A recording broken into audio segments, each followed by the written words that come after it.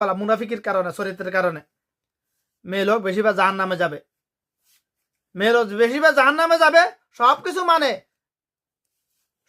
মানে নামাজ রোজা সব ঠিক, দেরি হোক, নফল রোজা রাখে, নামাজ কাজা হোক, নামাজ পড়ে বেশার কম, কিন্তু যখনই বলা হয় স্বামীর আনুগত্য করতে হবে, স্বামীর শরীয়ত সম্মত সকল আদেশ নিজে মানতে হবে, তখন বলেন আমি এই হাদিস মানি না। ডাইরেক্ট তার কর্মের দ্বারা যেটা প্রকাশ করে, মুখে ডাইরেক্ট বলে না, কিন্তু কর্ম দিয়ে প্রমাণ করে এটা যে আমি এই হাদিস মানি না, কোরআনে এই আয়াতগুলো আমি মানি না। স্বামীর আনুগত্য করা জরুরি নয়, ফরজ নয়। কিন্তু মেয়ে লোকের জান্নাতে যাওয়ার জন্য,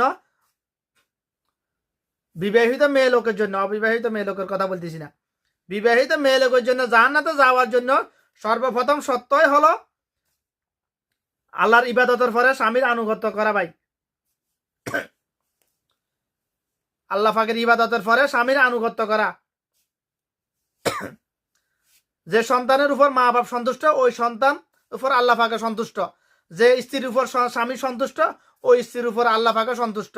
আর যে স্ত্রীর উপর স্বামী অসন্তুষ্ট, কিংবা যে সন্তানের উপর মা বাপ অসন্তুষ্ট, ওই স্ত্রীর উপর আল্লাহ পাকে অসন্তুষ্ট, ওই সন্তানের উপর মা বাপও অসন্তুষ্ট।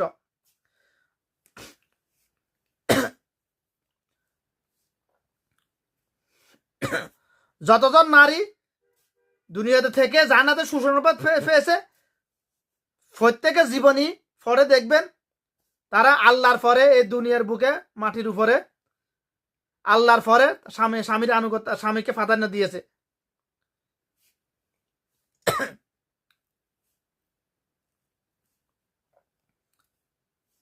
সেজদা নিয়ে 3টে হাদিস আছে। আল্লাহ রাসূল সাল্লাল্লাহু আলাইহি বলছেন, আল্লাহ ছাড়া কাউকে সেজদা করা তো জায়েজ নাই, হারাম। যদি জায়েজ থাকতো তাহলে আল্লাহ পাক অবশ্যই, আল্লাহ পাক নিজে দিয়েছেন আমাকে সেজদা করার জন্য, অর্থাৎ আল্লাহ রাসূল নিজের কথা বলছেন। যেহেতু আল্লাহ ছাড়া কাউকে সেজদা করা জায়েজ নাই, এই জন্য হারাম, আমাকেও সেজদা করা যাবে না, কদমমুচি করা যাবে না। অপর হাদিসে আল্লাহ রাসূল সাল্লাল্লাহু আলাইহি বলছেন, আল্লাহ ব্যতীত কাউকে সেজদা করা তো জায়েজ নাই। যদি জায়েজ থাকতো তাহলে আল্লাহ পাক পৃথিবীর সকল সন্তানদেরকে আল্লাহ পাক নিজে দিয়েছেন তাদের মা বাপকে সেজদা করার জন্য।